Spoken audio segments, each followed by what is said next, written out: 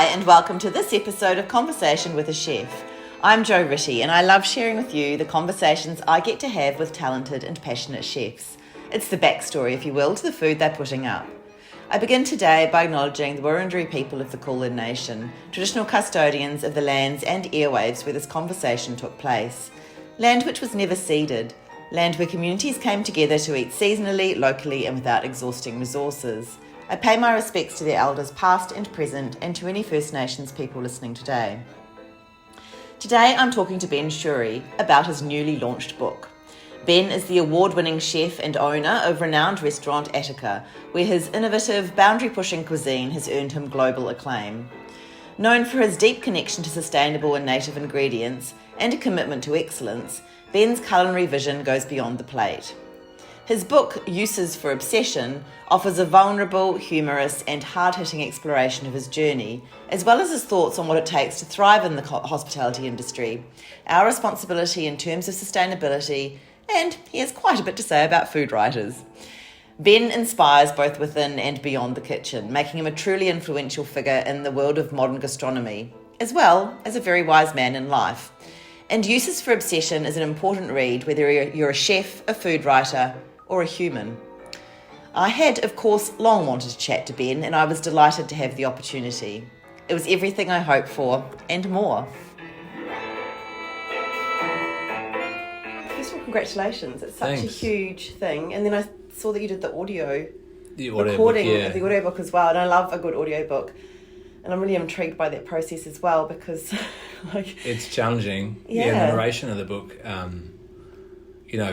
guess I've got friends who have done it, and some of those friends have been broadcasters, and the broadcasters said who talk for a living on radio or on television, said that was one of the hardest things that they ever did, and so I was like, oh, but I loved it. It was sort of, it's kind of like acting, because there's no acting in the words that I wrote, but you've got to bring such energy to all the different chapters, and it was draining. It was 6 hours a day for 6 days. Wow. Yeah. Okay. Yeah. Yeah, and you make so many mistakes. You've got to stop. It's hard to probably get through. Probably the most that I would have successfully read without a mistake was that paragraph. Yeah, that's right. Yeah. And then, so you're in a booth and you're with a producer who's on the other side of the glass, and stop, read. No, you can do better than that. Read it again. Yeah. Wow. And it'll be interesting too, rereading it, because you've already done all of the redo and everything. Yeah. But it would be hard not to change it as you go. I was happy with it, because there's been a lot of investment in my book. Murdoch, I think, saw its potential from the beginning. I met with several publishers. They approached me all, and I didn't approach them, and I took meetings, and Murdoch was the one that I felt that really were willing to publish whatever I wrote. And even when I didn't really know what I was going to write, they took a risk on me. And I should say it's Murdoch Books, not Murdoch Media, not Rupert Murdoch. Yeah. It's a different company. And so I think, they've showed me a lot of faith, and they've offered me a lot of support as well, because I'm a full-time chef. I'm more than a full-time chef. Still working 60, 70 hours a week and running this restaurant, and to sort of add on top of that the writing of a book, of which I am absolutely particular about words. I love writing. It's been the greatest passion of my life, really, and it was one of the only things in high school which I was told I was any good at. And so I've always carried that, that message from that one great teacher.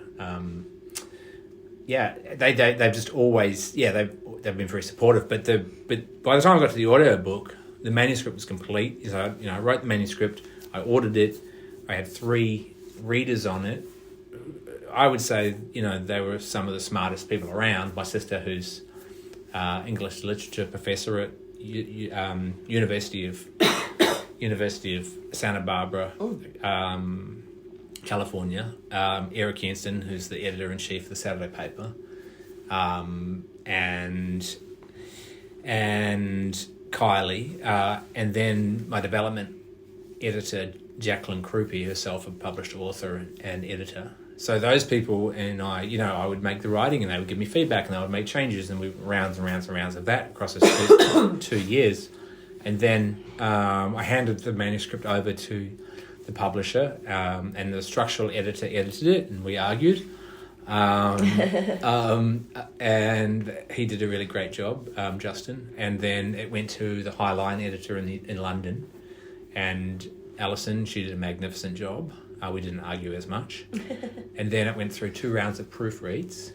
And at this stage, after every round of edits, I'm rereading the whole manuscript. So by the time it got to, it was sent to the printers at about the same time as I narrated the audiobook. And I see mistakes in books pretty frequently because I think that generally the level of investment that I just outlined, which was essentially like 3 rounds of edits, and then I had already, had my own personal team of readers kind of editing everything as well. That level of care and investment in a book is kind of rare, and you see, I'll pick up a book and see spelling mistakes instantly. And they told me that when you're reading your audiobook that you'll find mistakes, and I found one mistake in a recipe, in a conversion from centimetres to inches, and not something that impacts anybody. So in the size of a lasagna pan, right? And that was it. So and it wasn't a mistake that I'd made, I should add too. It was somebody who was converting. It was converting it for me. That's huge, and I think so there's 2 parts to this, and maybe I'll try and not ask a lot of questions in one question. I recently, last week, in fact, spoke to Annie Smithers, who's just put out she's tremendous. her latest book as well. And it's interesting that you say that you've always loved writing and that was a strength at school, because it is for her as well. Okay, and, that doesn't surprise me. Yeah, she's really articulate, as you are. And she started her book with the premise, with the question, why cook? And then we talked about also why write. Mm-hmm. I mean, you've really produced something that's, by all accounts, really vulnerable, quite hard hitting in some areas. Yes. And I actually really loved that Matty Matheson read it, and he said that it was powerful, vulnerable, intense, full of love and some darkness, and that's got a whole other load of questions about the beer. But anyway, so why write and why cook? For me, writing and cooking are the same. Yeah. And if you think about cooking and you think about recipes are the most direct and honest form of writing that exists in the world. And I've been writing recipes almost my entire life. And so we can tend to think of recipes as these simple things that aren't like very valuable in terms of writing or in the writing canon. But in fact, it's very difficult to be as direct and honest as a recipe, in your general writing. And it's something that I've tried to apply to the writing of this book. So why write? For me, the things that I've said in the book, the only safe place to say them is a book. It's no longer online. And it was never really online. It was never really... You can't say these things on Instagram. It's too flammable. People get too offended. You can't say them really in an interview in a major newspaper because it's too brief, or it could get taken out of context, and you're not really controlling that, And it's not that you need to control everything as a person. Podcasts are probably one of the other ways, but they're sort of brief. Nobody really wants to listen to us talk for 10 hours, and I could really unpack, what I'm thinking. And then documentaries are too brief and don't really tell enough of the story, and also are more about the directive of the producer and the director. They can be so nuanced as well, depending on the and I never saw a documentary that was good that the person that was the subject of it made either. So, but book, even though we think of books as antiquated, they're really not, because they are really the last place, and maybe they were always the only place for you really to project your thoughts and experiences and dreams and hopes for the world. Well, that's certainly what this is. These words have been thrown around like manifesto and... Yeah, it's funny. I think that's a word that other people are going to assign to it. Certainly, not me. But also optimism. Yeah, it is optimistic, I think. I think as humans, because I've gone to places that really haven't been gone to before by a chef and a memoir, there's a tendency to sort of focus on negative stuff, Really, this book is about so much more than dark tales, even though there are plenty. I tried to make this book as humorous and as silly and effervescent as possible. There's a chapter that's 10,000 words on lasagna and bolognese, and it's completely mad. It's the first piece of writing I did. It's sort of the test chapter, and it's rambling, and I think it's funny. I don't know if an author should say that their writing is funny, but I try to make it funny, and it certainly has got that reaction with people. I think the ability to make people laugh in a book where you're delivering some hard truth is a powerful thing. And also it's just kind of like about this silly, crazy life that I grew up in the backcountry of New Zealand, in a family making lasagna and bolognese with no connection to Italy, never been to Italy, didn't know a single other Italian dish, and yet here we are in the 1970s making this exotic sounding dish called lasagna. And, how does that become a part of our culture? And it really kind of leads me to sort of like my understanding of culture, about how culture is never standing still, it's always evolving. But sometimes we look upon culture in this kind of romantic sense as if it's like set in stone and doesn't change. But, could you imagine Thai cooking without chilies? I certainly couldn't, but that was a relatively recent introduction from the Portuguese. Could you imagine Italian cuisine without tomatoes? Well, that's not Italian fruit. That was brought to Italy by the Aztecs. So these are facts, but yet, these things are also synonymous with both those cultures and cuisines. But what I'm saying is that it doesn't stand still. All cuisine was once new. All cooking was once new. These classic dishes were once revolutionary, Yeah. And so culture evolves and people adapt things, and for better or worse, and take them in, and including my family. And are these the ideas that you settled on to explore in the book? Are they things that you had... you a diary keeper, or have you written notes before? Or No, I don't care about record keeping. No. Or legacy whatsoever. Yeah. So I'm quite strange for the, let's call us high-end chefs of the world, or chefs that have, had famous restaurants or have been in silly lists like the World's 50 Best. We are traditionally great keepers of our own legacies because it's filled with ego and hubris. And we like to document everything as if like some other species of humans in 100 years or 200 years might care what we did. Nobody's going to care when we die. We've died. Very few people, right? Like it's a funny... We're so odd as humans. But to me, it's like a funny thing to be documenting your work all the time. What I really like is to be very forward focused, so I don't document it kind of intentionally so that I really can't go back to where I came from with cooking. I'm always looking forward. I always want to evolve that. I always want to bring something new, and that's how it kind of stayed relevant to our customers as well, because you keep people guessing and you keep coming up with new things, and you don't sort of just go back to the things that you've already done and settle on that. It's definitely a harder way to work. Is that what you mean by great cooking is an intellectual act? I think, no, what I mean by great cooking is an intellectual act is I mean that cooking is totally under-intellectualized. That somebody that is an amazing cook can be on the level with their intelligence in different ways than a scholar, or or somebody who's really, really famous in society for doing something. Like a tremendous cook has a level of intelligence that's not necessarily conversational, but is deep and inherent within them. And their gifts and the pleasure that they can create are absolutely inextricably linked to them. And so for me, what I'm saying is, like, we don't appreciate cooking in the way that we should. It's not on the same level as other things that are more celebrated in society.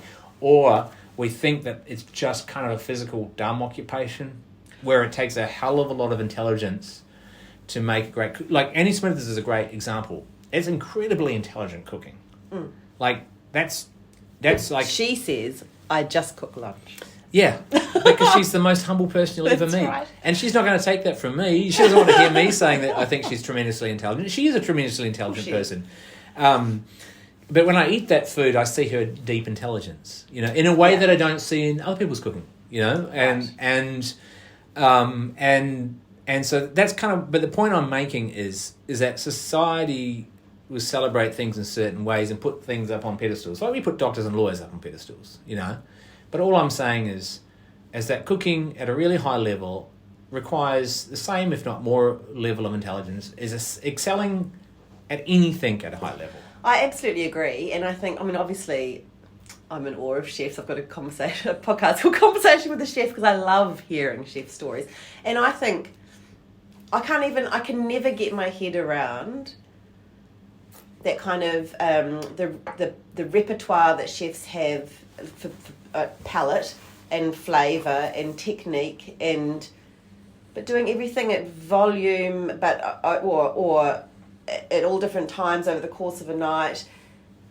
And you know, I think you mentioned that chefs are great problem solvers, and you just said before this idea, and chefs kind of around our age, a little bit the generation maybe below, will say things like, I wasn't very good at school, so I got pushed into hospital or into being a chef. And I can never understand that because I just think, but I couldn't do what you do. Yeah, that's really hard, and I don't get that. There's a part of a lot of chef stories, and I would say I would try to reframe that comment as I wasn't good at school into the system of school did not fit certain my people. Strengths lay in this other area. Of course, and schools are a very rigid structure, and I look, I was a very average to poor student, and I don't blame the school that I was in at all. I went to a public school in New Zealand, but my mother, is a school teacher and was a very high level principal and eventually a resource teacher of English literature, said that the schooling system failed me, not teachers. No, but that system, and so I've come to see it more as a failure of the system than a failure or an indictment on my worth as an individual. But it was certainly hard not to see it the other way when I was 16, 17 and failing. But I was lucky because I always had this knowledge that I was going to be a chef from the age of 5. So everything in my life was aimed in that direction, and everything I did helped achieve that goal, you know, and that meant what I would do after school, I'd practice cooking. What I would do on school holidays, I would go and work with a professional cake decorator.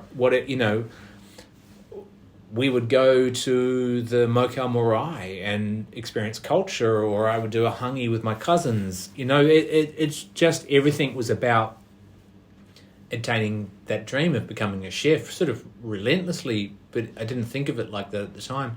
So it didn't matter to me that I failed school. I have carried parts of failing school, not finishing school. But coming back to kind of this concept of cooking being something that's highly intelligent, great cooking, the reason why it's an important point to me is because we under-intellectualise what we do ourselves. And in some instances, and in many cases, this holds us back within the service economy. And if we want to make this a profession that's attractive and lucrative and fair for people to come into, something that looks really good, then we need to step up in that regard and say, actually, you know what, what I do, it is on the level of any other profession, you know. And now society might not recognise that, but I've done some thinking about it, and I've done some comparison and some analysation, and that's the conclusion that I've come to, because I'm completely committed to this. I've dedicated my life to it, and here's the skill that I have, and this is the time that I've put in, this is the money that I've invested into it, and this is the education that I have, and this is the level that I think I cook at, and that is an intelligent level.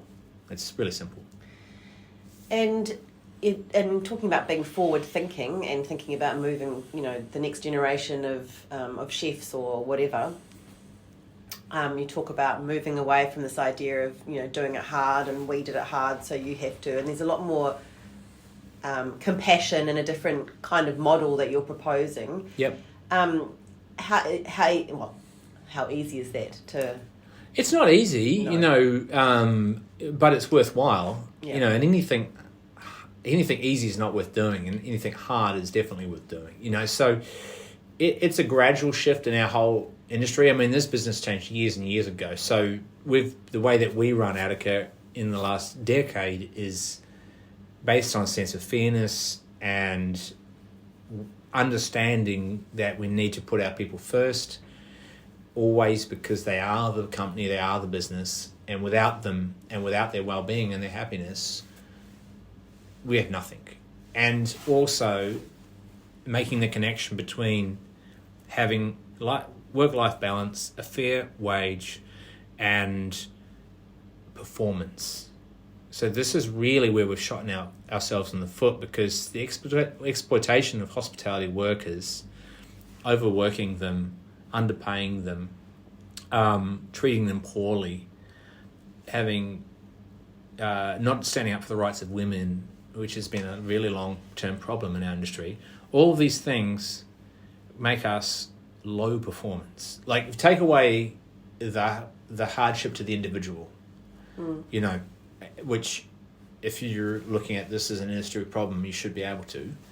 Just on that selfish level, if you treat people like shit, if they work too many hours a week, if you abuse them, underpay them, if you have a sexist, racist, misogynistic workplace, that's going to be a really poor performing culture. So you should try to stamp that stuff out as much as you can in a workplace, because it's your moral obligation as an employee and a leader, of course. But also, secondary to that is the performance. You're not going to perform at elite level, with those old ideas and those tropes. That's not the future. So it's sort of that's the simplest way I could put it. Like, not everybody cares about these things, I suppose. So I would always kind of come back to the idea that, well, you might not think that it's important to have a gender balance in a kitchen, but I'm telling you, if you don't, your business will underperform. It performs better when there's 50-50 balance, approximately. It's just a fact, and I know this from having an imbalance. And you might not care if your chefs are well rested and stuff until you saw them having proper days off and being able to connect with their family and their friends and really kind of act like normal people in society. Then you would be able to actually see their potential. So there's, it's idiotic to think any different. Even if you just put it into the lens of performance, not about kindness, but just performance. Well, and is this the statement, empathy is the older sibling of performance? Is that... Yes, exactly. That is the statement. And it's just to say that all things are kind of connected. So clearly, the better you treat people, the better your business would perform. And I have a really great shining example of a company that I look up to, Patagonia, the outdoor clothing company, and I mentioned them in the book.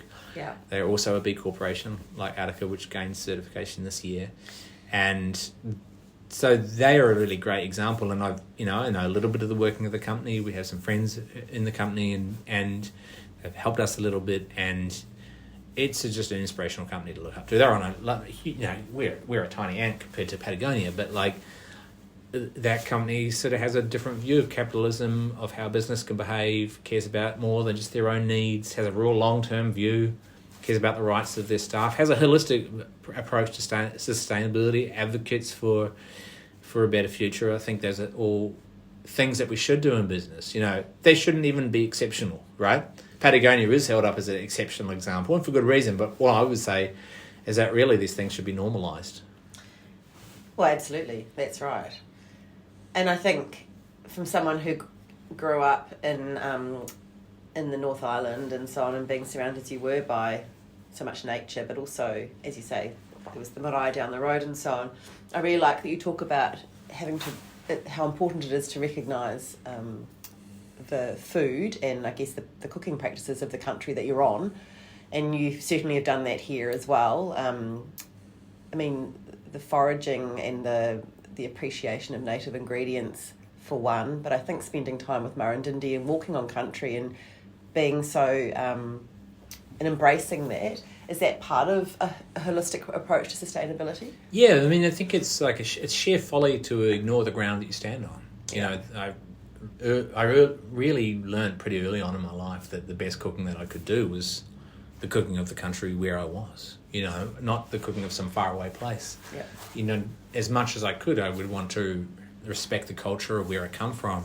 or where I live, and be interested in it and passionate about it, and help to share that with people, because like in Australia, you know, the culture of Aboriginal people and Torres Strait Islander people, it really is the most intrinsically magnificent thing that we have here, you know, and yet we don't value it in the way that we should. You know, it's the world's oldest living cooking. You know, what a remarkable thing, you know. So, and the use of the food of Australia, of the more than 8,000 endemic ingredients and the histories and hundreds of countries and languages, when you start to spend time on country, as we have for more than a decade, you start to learn about how small your place in all of this is, you know, and it's humbling in that way. And I love that. Like, I think, you know, there's been times in my career where I felt like I've invented something, and then I've been on country, you know, in a part of Australia with a Aboriginal elder, and they've told me a story about how their people were making something similar, you know, and I might have been really excited about my discovery, you know, and yet I've learned that that's probably tens of thousands of years old, and there's such a deep beauty and a sort of sense of place within that. And I think, you know, it's really important for Australians to embrace First Nations culture and to learn about it, because it has made me feel more at home here, knowing a little bit of it, and I think the generosity of Aboriginal and Torres Strait Islander people knows no bounds. The kindness after everything that's been said and done, it's humbling. You know, it's hard for me to have a bad day, you know, when I reflect upon what my friends have been through, you know, and yet Murrindindi's the perfect example of the way he holds himself in the world. You know, for those of you who are listening who don't know who Murrindindi is, he's the Narangita, the head man of the Wurundjeri people, and he's an incredible mentor and a friend, and he's so endlessly generous with the people that he meets, and there's such depth and a beauty in that. It's absolutely remarkable and terribly, terribly inspiring, and I think it's hard not to want to be a better person when you're around somebody like that, you know? Absolutely. And is that why I read, you're very wise, I read on Instagram what you wrote, the 19, I'm probably going to call them tenets that you wrote for Melbourne Food and Wine, about the things that you've learned from 19 years of Attica. And They were just so beautiful, and really wise things, not just about hospitality, but things to, you know, for us, anyone else in life. But is that, I just wanted to ask about don't fuck the planet with reckless cooking. What's reckless cooking for you? Reckless cooking is blindly cooking with foods you don't have any understanding of their place in the country. So there are many foods that we use that are commonplace that are incredibly unsustainable, you know, Tasmanian salmon being right up the top of them, you know. So chefs in particular, bluefin tuna being another one. This, you know, the caviar from the beluga sturgeon being another absolutely deplorable ingredient. Foie gras, the fattened goose or duck liver, being another thing that's super disturbing. And these are just like the wide and well-known ones. There's many, many ingredients that are still commonplace on restaurant menus that both customers and chefs should refuse to serve. And this practice of using these foods will lead to the extinction of these animals. And that's not hyperbole, that's a fact. You know, the beluga sturgeon is already extinct in many parts of the Adriatic Sea. So it's not even a conversation at this point. You know, and there's so much scientific evidence to back what I'm saying up, written by way more intelligent people than me, And yet we're still dependent on these foods. We feel like we need them. We need to have them on our menus. We need to eat them as customers. I really just think we need a reality check, because we're in the grips of a climate crisis, and the loss of biodiversity that's happening in the world, and the destruction of our ecosystems through poor farming. This is something we're passing on to all the generations coming up under us, and we just have to clean our houses. We have to actually do a stock take of the foods that we cook and the foods that we eat, and have an honest question with ourselves about whether or not we really need to serve these things. Because I tell you, there's a lot of alternatives. Attica would seek not to serve a single one of them.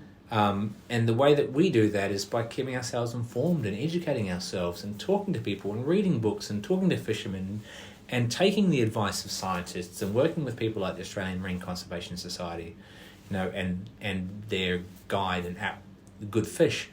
It's so easy in a lot of these instances not to eat these foods, and yet we bury our heads in the sand. And so in the book and on that 19 years of Attica list, I'm really calling out that kind of behaviour, because it's not about me at all.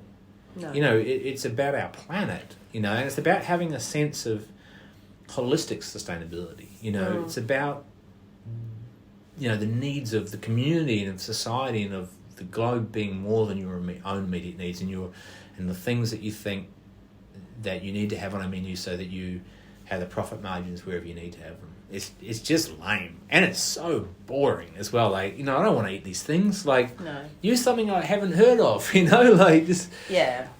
Well, I was surprised to read in a New Zealand magazine that I still subscribe to that scallops have been farmed out. Well, they've been overused. There aren't any scallops in New Zealand, and then the suggestion was, but you could still do these recipes with scallops from Australia. I just thought, Australia's no better. Is that the attitude? We don't have any here.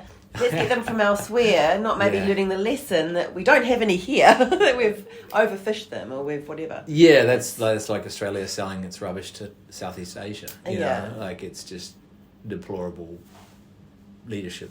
And a suggestion that is, look, see, the real thing is that we can't eat scallops. That's the reality. That's right? the reality. That's it. Yeah, unless they came from, a sustainable source, and that would only be from somebody who was diving for them one at a time, in an environment where the numbers that they were diving for them, and they were picking up them by hand, like hand diving, which is dangerous and hard work, where that was done in an environment where nature could replenish itself.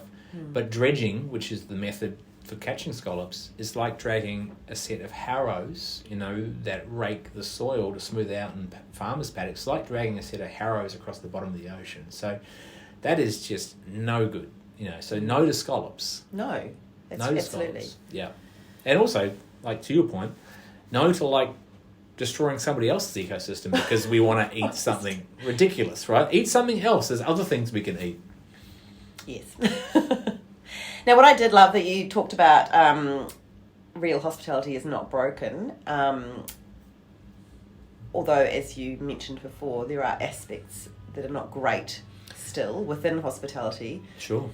But how do you balance those two? Oh, they're different things. So, my argument that real hospitality is not broken is not about the problems in hospitality, not about, like I said, the abuse of drugs and alcohol, or sexual harassment, or racism, or that's not what I'm talking about when I say real hospitality is not broken. What I mean by that is more in the business sense, and this is a difficult financial year for restaurants globally.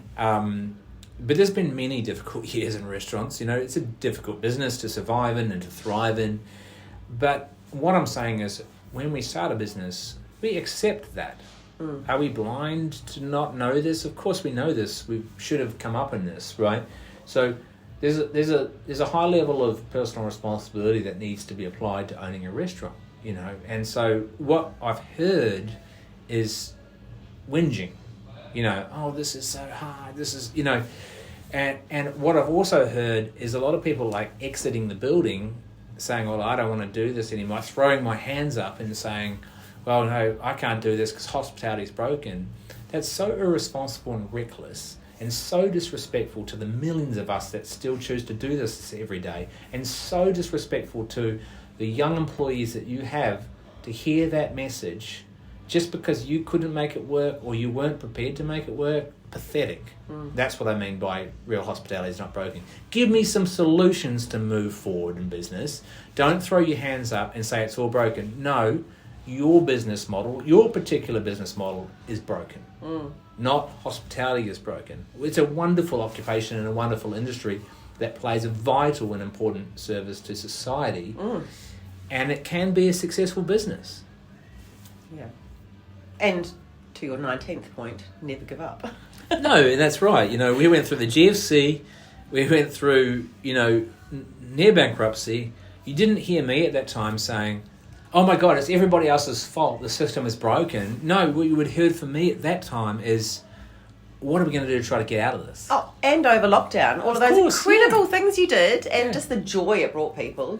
Well, you know, you want to set an example, you know. Cakes. And, you know, thinking of my employees at that time, first and foremost. That's it. Like, and the community, you know. So I'm not a perfect person. I'm not saying it's not hard. But what I'm saying is if you're in business, you've chosen to be in business. You didn't just fall into business. Like, please just take responsibility for your business. Yeah. As imperfect or as perfect as it might be, right? Like, this is not a perfect business. I'm not a perfect person. I'm not coming at it from that angle. I'm saying that we've pretty much been the worst of the worst, and we were able to turn things around. So, you know, anybody can. Well, and partners in this rhetoric of the broken industry are food writers. Yes. Talk to me about. Yeah, I mean, you know, sometimes they're just echo chambers as well, right? Like, you know, there's not really any thought going into arguments, going into these articles often, and not, you know, they'll gather up the most negative bunch of naysayers and publish all their talking points, and that'll lead to just a full-bodied rant. But, you know, their role is maybe to look a little deeper and to actually like research things, and to talk to some people that have, you know, that aren't just going out of business, to give another perspective. If somebody's going out of business and they want to complain about why they can't make it anymore, well, maybe you should, you know, go around the corner to the cafe that's actually thriving and ask them why they're thriving as well, because that could actually be a lot more helpful to people reading an article, and to anybody interested in coming into the business. But talk to me too about this point, because it doesn't sit well with me anymore, the kind of top-down food critic model. I'm not sure if that's what you mean. So why are food critics not better judges of food than the average person? That's probably a different question. It's probably a different question. I don't like seeing restaurants really pulled apart, and I think about the chefs that I speak to, and a couple of them I had spoken to, and then the restaurant was quite I don't want to say savagely pulled apart, and I feel for the person. Yeah. And then I've made statements like, you know, and what other industry gets their performance review published in the paper, and people say, well, they do, because movies get rated and all of those kinds of things. Am I being too sensitive towards the chefs that I like to champion? Or that's not even a fair comparison to say that, like, to somebody to say to you that movies being reviewed is the same as a restaurant. For a start, a restaurant is almost always a small business. You know, Columbia Pictures get a bad review. Maybe it hurts the feelings of the director and the crew and stuff, maybe. But, like, it's really not the same thing, you know, at all. We're talking about the occupations and livelihoods of people in the service economy, people who aren't highly paid. I mean, you know, a director's going to get, who's got a movie theatre is probably getting millions and millions from that, so he can kind of console himself in the fact that he's financially secure. But a restaurant that gets a bad view, well, its future is under threat, and it, you know, and not only its financial future, but also the mental health and the well-being of its team, who read that and feel bad about themselves when, quite often, maybe not always, but quite often that review could just be completely misinformed. It might not even be written by a real expert, you know. And so in the book I make an argument that I've been cooking continuously, professionally, from the age of 10 to 14. right? Like, you know, that's when I first went to a kitchen. I'm 47. How many years is that? It's at least 30. It's more. You know, that's my credentials. I've been continuously cooking professionally and honing my craft for 30 years, and I'm completely and utterly dedicated and serious about it. If you want to review me and judge the results of my cooking, then you need to be at the same level as me. Because otherwise, I would ask, how are you qualified to criticize me? It's really simple. You know, it's really it's also about the way that this has just been a one-way street for my entire career. And we are under this constant pressure of being reviewed by a variety of different publications multiple times a year, year on year, for eternity. And we all of us in the industry, we live with this stress in the restaurant industry. We live with the stress of not knowing if we're going to do well in a guide, or not knowing if we're going to do well in a review. Will we go up? Will we go down? How will that affect our business? You know, how will that affect the morale of our team? You know, and sadly, this pressure that you know, and frankly, this pressure is not coming from other small businesses. It's coming from huge media organisations that write these reviews and make money off our backs. Is there another way? Is there in an ideal world, how could we work together? Well, in an ideal world, instead of it taking one sideways shift for a journalist to go from working as a general reporter to becoming a food critic with literally no experience, it would take that level of commitment from them to their craft, and not only to writing, because writing is only a very small part of reviewing. Palate is everything for a food critic, as it is for a chef.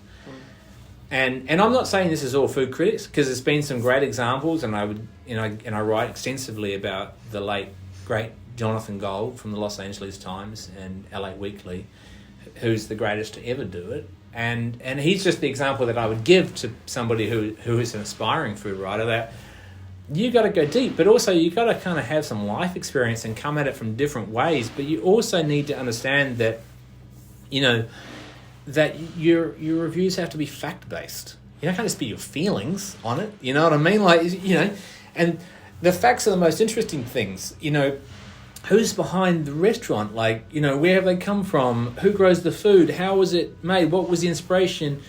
You know, there's so much that goes into restaurants making them what they are. And yet I read so many reviews that, you know, really look like they're just describing how a vacuum cleaner works. You know, like just completely boring and benign with no real factual information for the reader. You know, and surely that's the goal, you know, is to inform the reader. And I just make the argument that food critics don't know any better than the average person, because they kind of are the average person in a lot of cases, you know. That's really simple. Whereas we in our hospitality industry are absolutely fucking dedicated to it. Great. Is that enough? Yeah. Do you want to eat? Thank you so much for listening to this episode of Conversation with a Chef with Ben Shewry at Attica on the launch of his book, Uses for Obsession. You can check out some really great photos and videos on Instagram, which is more commonly known as at Ben Shewry. That's BENSHEWRY. If you'd like to hear more stories from other chefs, I'm on Instagram, whatever you're going with today, at Conversation with a Chef, all one word. You can read the chat and become a subscriber at www.conversationwithachef.com. And of course, you can follow me on Apple and Spotify podcasts. I would love it if you told a friend about my chats, because that's still the best way to get the stories out there. Once again, thanks so much for listening. Have a great day and bon appetit.